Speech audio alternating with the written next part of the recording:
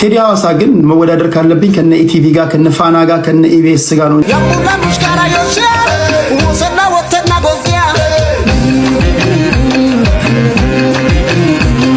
ቦቲንግ ተጀምሯል።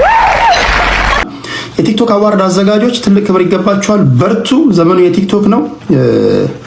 ቴዲ ሐዋሳ ግን መወዳደር ካለብኝ ከነ ኢቲቪ ጋር ከነ ፋና ጋር ከነ ኢቢኤስ ጋር ነው እንጂ ከግለሰቦች ጋር አድማጭ ተመልካቾችም ቅር ይላቸው።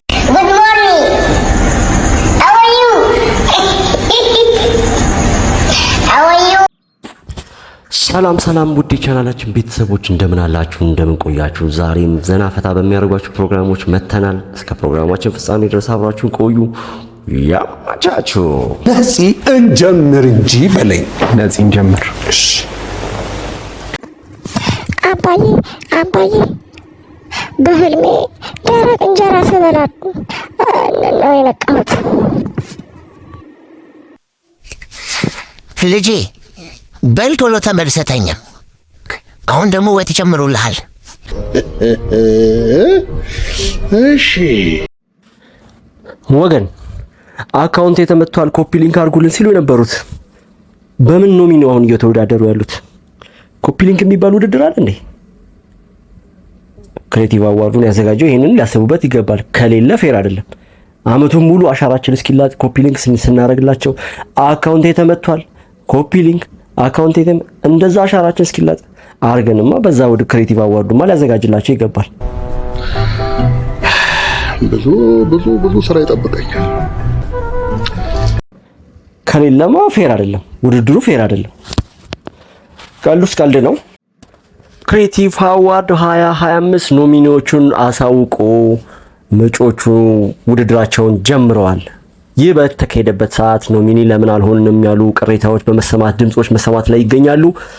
በተወሰነ መልክ ልክ የሚሆኑ ሰዎች አሉ፣ ማለት ግራም ያጋባ ነው ማለት አመቱን ሙሉ ሲሰሩ የነበረ ቆንጆ ኮንቴንት ሲያቀርቡ የነበሩ በየትኛውም ዘርፍ ውስጥ ያልታጩ ሰዎች ቅሬታቸውን ያቀርቡ አሉ። ትክክል ናቸው። አመቱን ሙሉ ደግሞ ሳይሳተፉ ሳይሰሩ ቆይተው በተወሰነ ቪዲዮዎችን እና በተወሰነ ወቅት ሲንቀሳቀሱ የነበሩ ግን እጩ ውስጥ የገቡ አሉ።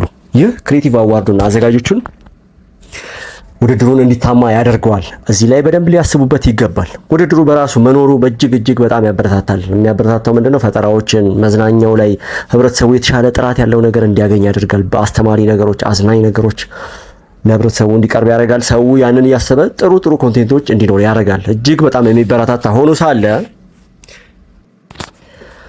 መስፈርቶቹን ደግሞ ግልጽ ማድረግ አለባቸው። አመቱ ሙሉ ለምሳሌ በዚህ ዘርፍ እንዲ ያደረገ ነው የሚመረጠው።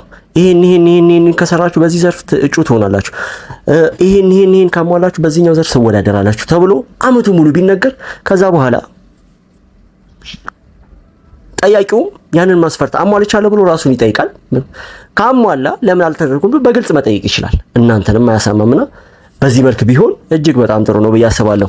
እኔ የውድድሩ መኖርን እጅግ በጣም ጥንቃቄ እንድናደርግበት ፈልጋለሁ። ምክንያቱም ምንም ስሙ መታማት የለበትም። በተሻለ ነገር በተቻለ ጥራት ኢቭን እዚህ ጋር መንግስት ማግዟቸው በትክክል መሰራት አለበት። ምክንያቱም ጥራት ያላቸው ነገሮች እንድናይ ያደርገናል። ለህብረተሰቡም ለኛም ለሁላችንም እንድናገኝ ያደርገናል። ምክንያቱም አስተማሪ አዝናኝ ነገሮች በደንብ ጎልተው ይወጣሉ። ፉክክሩ በጣም ከጦፈ የተሻለ ነገር ይመጣል። የተሻለ ፈጠራዎች ይመጣሉና ያንን ደግሞ ማጣት አንፈልግም። በዚህ ምክንያት ሰው ይሄ ያው የበኩሌን አስቡበት ለማለት ያህል ነው።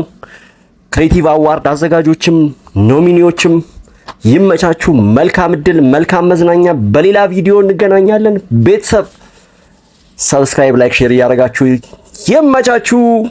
ባይ። እስቲ ሰከን በልተው አታስቸኩለኝ። ገና በውስጥ ነው ልሞት ነው አትበለኝ።